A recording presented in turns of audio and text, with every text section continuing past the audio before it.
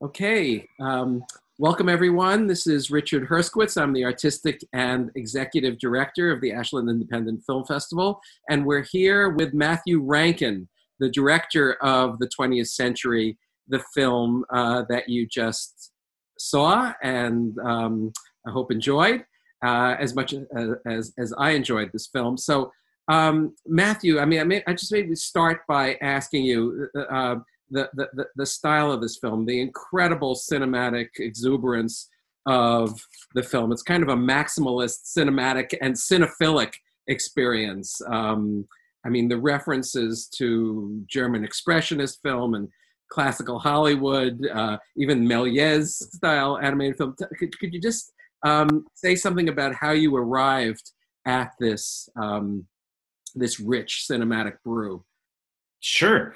Yeah, it's a couple things. I wanted to sort of make an aesthetic virtue out of my very low budget, and I knew that if I were to aspire to Spielbergian gloss and some sort of credible historical film costume drama, my budget would just bleed like a severed artery within a few minutes on set. So I thought that if I could embrace a more like theatrical approach, if I would just embrace artifice and make an aesthetic virtue out of it, then my budget would go much further. And indeed, so that's what I did, and I sort of followed a path of all the great masters of artifice in cinema, and I think certainly the German expressionists I think are part of that. I think of Karel Zeman, the Czech animator. I think of Fellini, of course, and just sort of embracing all the artifice of cinema and making that sort of part of the design of the piece, and it also sort of coalesced with the idea driving the film. The film makes sort of a metaphorical conceit about nation building, and I really wanted the viewer to be kind of confronted by the fakeness, the phoniness of this undertaking. That nationality is it is an artifice that's being grafted upon the earth. So it was about sort of mixing the form and the function.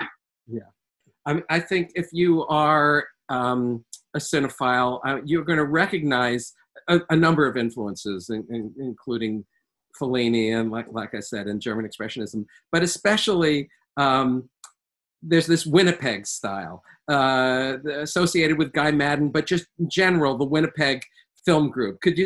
This is what you emerged from, I assume. Could you say something about that? That's right. Yes. I grew up in Winnipeg, and I got involved with the Winnipeg Film Group. I should have really just been out doing drugs and shoplifting, but I was a very serious teenager, and I got involved with the Winnipeg Film Group and started making like animated films and stuff and getting into that world. And certainly Guy Madden and John Pays, director of a really remarkable, hugely influential film in Winnipeg called Crime Wave. Those two are like big titans, and very much the sort of the life-giving suns around which we all orbit. And I love Guy Madden films, of course.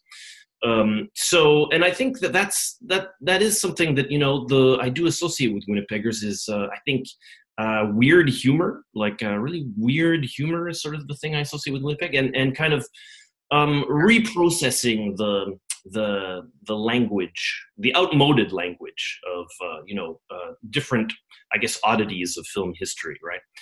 That's something that I associate with a whole generation of Winnipeg filmmakers from the beginning till right now. Yes. So you were saying something earlier about how the artifice of the filmmaking connected to the artifice of the nation, the idea of the nation. I'm thinking of the concept of Benedict Anderson of nations as imagined communities. That comes through to me really strongly in your film. That what we're watching is kind of the invention of Canada, but you are kind of calling that out. Could you say something about that? Sure. I guess it's there's a lot of I feel like when we speak of these things, there's no shortage of very official voices telling you how perfect everything is, how perfect our statehood is, how perfect our national adventure is, this sort of thing. And a lot of white elephants kind of exist around this topic.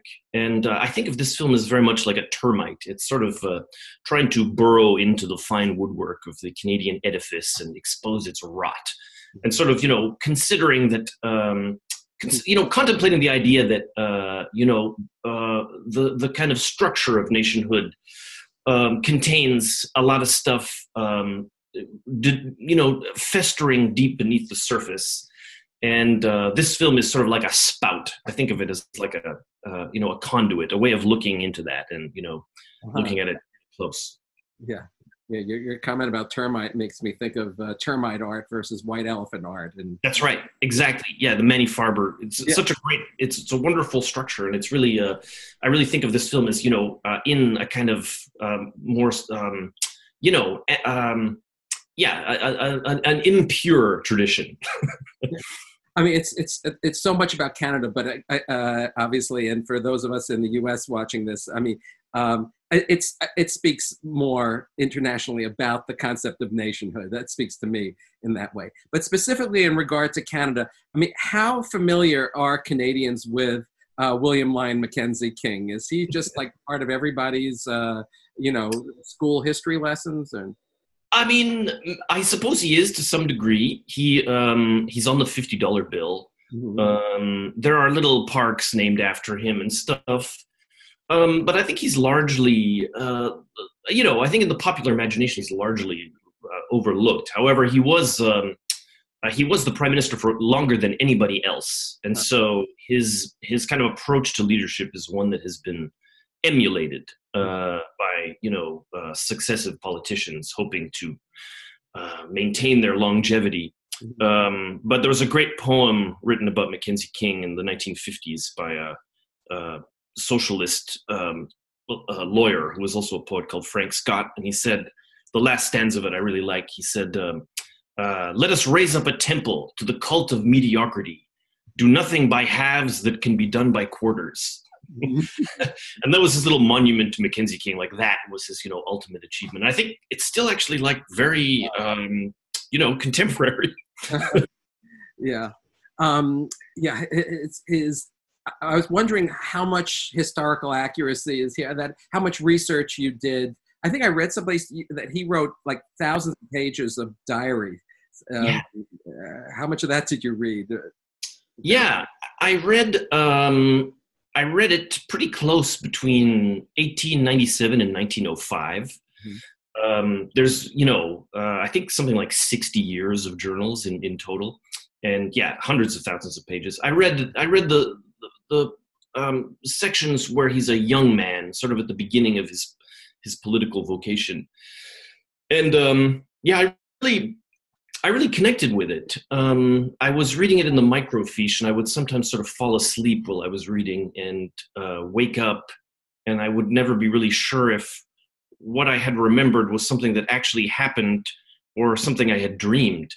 And at a certain point, that just sort of took over. It was just sort of, I kind of stopped being a scientific historian, and it became just a completely artistic undertaking. But it's like a dream, I think of it, I described the movie as a nightmare Mackenzie King might have had in 1899.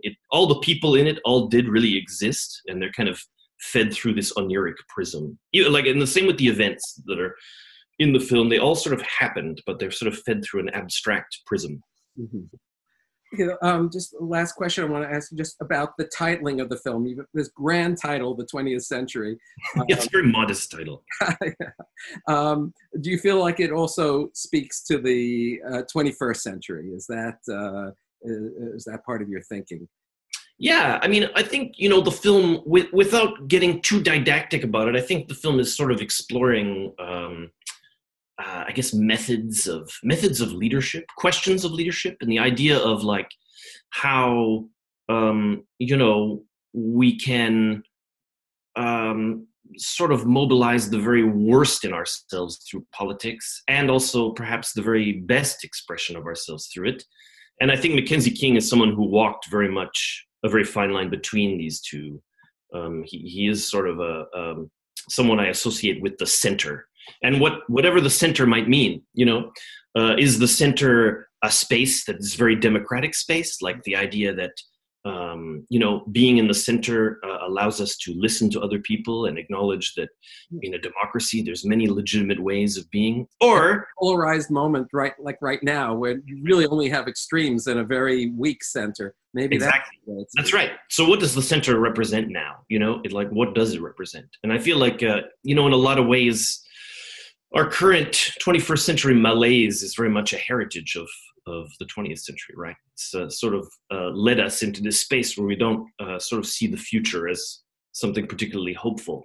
So that's a real measurement, because we began the 20th century from a very different vantage point. So the film is sort of, exploring these ideas. All right. Well, Matthew, first of all, your film won the Best First Feature at the Toronto Film Festival and the prize at Berlin. It's gotten lots of acclaim along the festival circuit, and Oscilloscope Pictures is going to be releasing the film. I hope people who've seen the film and been turned on to it will spread the word upon its release. I guess there's no particular time frame yet. Yeah, just sort of waiting on COVID, as are we all. Okay, well, when it comes out, please, everyone, spread the word. And Matthew, thank you so much for joining us and providing us with your film. Great to be here with you, Richard. Thank you.